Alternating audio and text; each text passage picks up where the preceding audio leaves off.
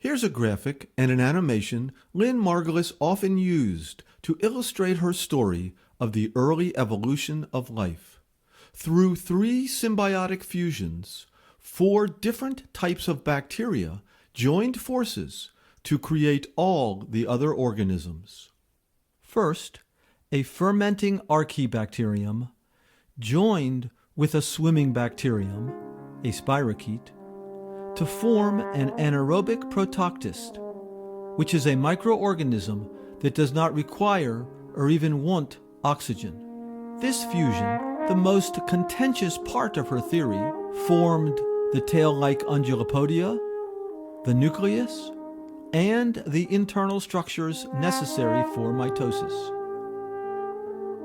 Next, an oxygen-breathing bacterium joined with this anaerobic protoctist to form an oxygen-breathing protoctist.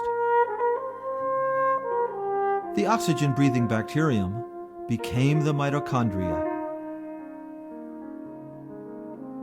This evolved into all animals and fungi.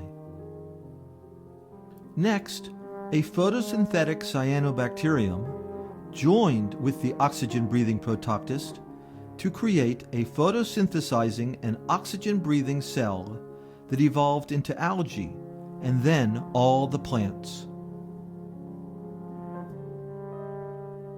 The cyanobacteria became the chloroplasts.